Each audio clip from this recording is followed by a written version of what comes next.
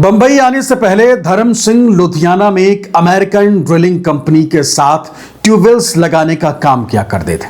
जी हां, हमारे धर्मेंद्र साहब।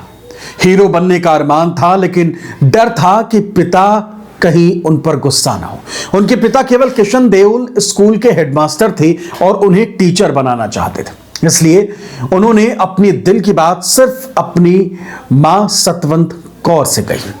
धर्मेंद्र साहब ने हौसला जुटाया। मां के हौसले पर उन्होंने फिल्म फेयर मैगजीन के स्पॉट द टैलेंट कॉन्टेस्ट में एप्लीकेशन भरा। और दोस्तों, ये कॉन्टेस्ट जीतते ही उन्हें उनकी पहली फिल्म मिली। फिल्म थी दिल भी तेरा हम भी तेरे। डायरेक्टर अर्जुन हिंगोरानी ने साइनिंग अमाउंट के तौर पर धर्मेंद्र साहब को महज 51 रुपए दिए थे। धर्मेंद्र साहब इसलिए खुश थे कि अब वो भी दिलीप कुमार की तरह हीरो कहे जाएंगे। पर पहली फिल्म के प्रीमियर पर जब उन्हें कोई खास नोटिस नहीं किया गया तो उन्हें बेहद निराशा हुई। उन्हें महसूस हुआ कि मुझ में स्टार बनने का मादा नहीं है, और वो सीधे गांव लौट गए। लेकिन किस्मत को कुछ और ही मंजूर था। अर्जुन हिंगोरानी के दोबारा बुलाने पर वो वापस आए और अगली फिल्म शोला और शबनम साइन की। बात 60 के दशक की। 60 के दशक में वो देखते ही देखते सबसे गुड लुकिंग रोमांटिक हीरो के रूप में उभरने लगे।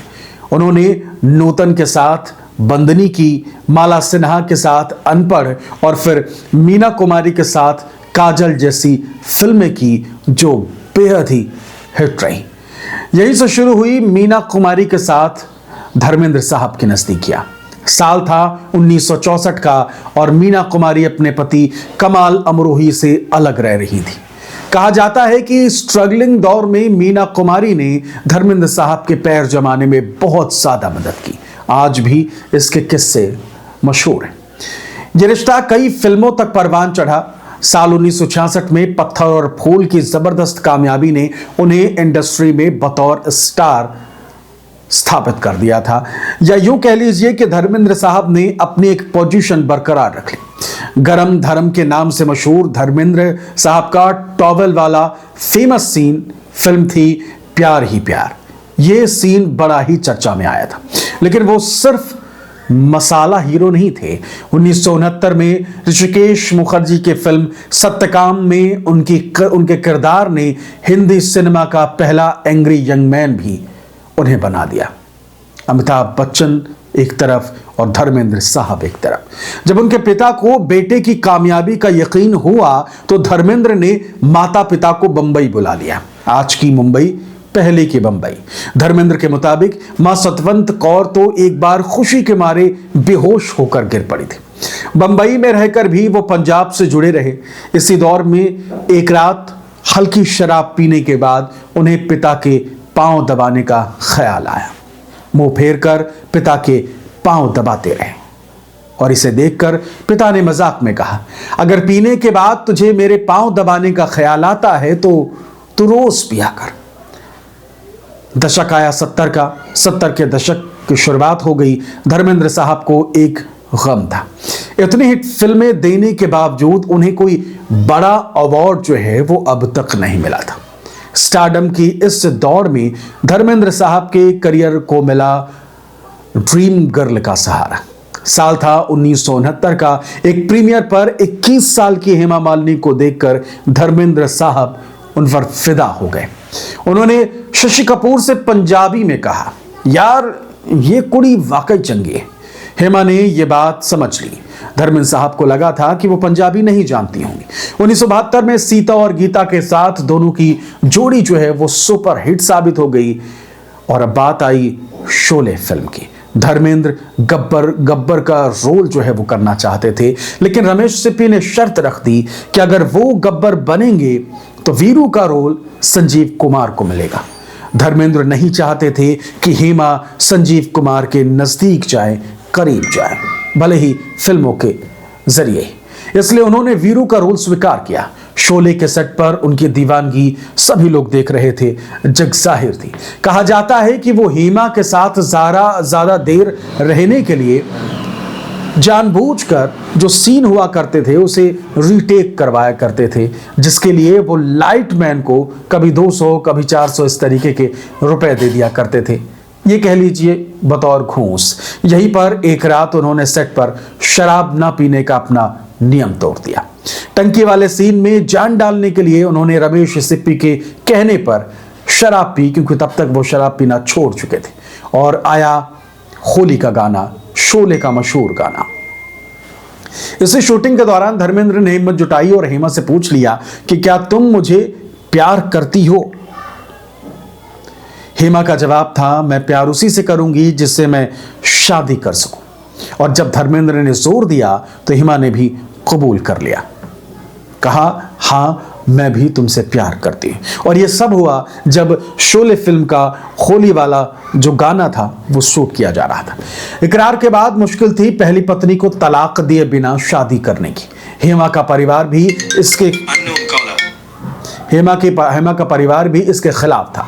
इस बीच हेमा एक बार जितेंद्र से शादी को लेकर भी सीरियस हो गई, लेकिन वो रिश्ता जम नहीं पाया। जुलाई 1978 में हेमा के पिता की एक दुर्घटना में जान चली गई। मुसीबत के इस दौर में धर्मेंद्र हेमा के परिवार के लिए सबसे बड़े मददगार साबित हुए। वो हर कदम पर वहां हेमा मालिनी के साथ खड़े थे। 2 मई 1980 को धर्मेंद्र और हेमा मालिनी ने जुहू में अयंगर रीति रिवाजों से शादी कर ली। इस शादी पर बहुत विवाद हुआ, ये कह लीजिए कि लिमिटलेस। कुछ मीडिया रिपोर्ट्स में तो ये भी छपा कि उन्होंने इस्लाम कबूल कर लिया था और अपना नाम दिलावर खान रख लिया था ताकि कानून कोई अड़चन ना आए। हालांकि धर्मेंद्र ने कभी भी पहली पत्नी का साथ नहीं छोड़ा। वो दोनों बंगलों में अपनी जिम्मेदारियां बखूबी निभाते रहे। आज भी दोनों परिवारों का एक दूसरे के घर आना जाना जो है वो अभी जारी है, लेकिन दुनिया उनके बीच की अंडरस्टैंडिंग की अभी भी दाद देती है। हेमा मालिनी से शादी के बाद उन्होंने बेटे सनी देओल को फिल्म बेताब से लॉन्च करने की तैयारी शुरू कर दी। हेमा से उन्हें 2 बेटियां हुई, एक ईशा जो कि 1981 में उनका जन्म हुआ और दूसरी अहाना। 80 और 90 के दशक में उन्होंने कई बी ग्रेड फिल्में भी साइन कर ली, क्योंकि उस दौरान जो धर्मेंद्र साहब का चार्म था वो खत्म होने लगा था, जिस पर उनकी बहुत आलोचना हुई, पर उन्होंने कभी किसी की परवाह नहीं की। साल आया 1997 का, उन्हें film fair life time achievement award से सम्मानित किया गया। सामने थे दिग्गज दिलीप कुमार, जिसके सपने देखते थे धर्मेंद्र साहब उनके जैसे बनने का। अवार्ड देते हुए दिलीप कुमार ने कहा कि मुझे हमेशा ये अफसोस रहेगा कि खुदा ने मुझे धर्मेंद्र जैसा हैंडसम क्यों नहीं बनाया। 2004 में हेमा की सलाह पर उन्होंने बीकानेर से लोकसभा का चुनाव भी लड़ा और जीत भी गए, लेकिन कुछ ही दिनों में वो अपने क्षेत्र से गुमशुदा हो गए। लोगों की नाराजगी जो है वो साफ तौर पर दिखने लगी थी। उन्होंने नाराज होकर राजनीति से खुद को अलग कर लिया, कहा मैं राजनीति के लिए नहीं बना। फिल्मों में उनका जादू आज तक कह लीजिए कि बरकरार है। यमला पगला दीवाना की जो सीरीज थी फिल्मों की, या फिर आप अपनी फिल्म देख लीजिए, या फिर अभी जो फिल्म रिलीज होने वाली है वो देख लीजिए। अपनी बेटों के साथ साथ बेटी ईशा देओल के साथ भी फिल्म टेल मी ओ खुदा में भी धर्मेंद्र साहब जो है वो काम करते नजर आए। दोस्तों, लगभग 250 से ज्यादा फिल्में करने के बाद भी धर्मेंद्र साहब पंजाब के उस गांव को नहीं भूले। वो अक्सर अपने गांव जाते और वहां एक एक्टिंग एकेडमी खोलने की ख्वाहिश रखते रहे। आपको धर्मेंद्र जी के जीवन का कौन सा किस्सा जो है वो सबसे ज्यादा प्रेरणादायक लगता है, हमें कमेंट करके जरूर बताइएगा। वो दौर था जब धर्मेंद्र साहब जो है वो फिल्मी इंडस्ट्री में कदम रखने के लिए जद्दोजहद कर रहे थे, और आज का वो समय है जब नवंबर के महीने में एक दुखद खबर आई। खबर ये आई कि धर्मेंद्र साहब लंबी बीमारी के बाद अब हम सबके बीच में नहीं। नमस्कार, मेरा नाम आदेश सिंह है। फिलहाल इस वीडियो में इतना ही। नमस्कार।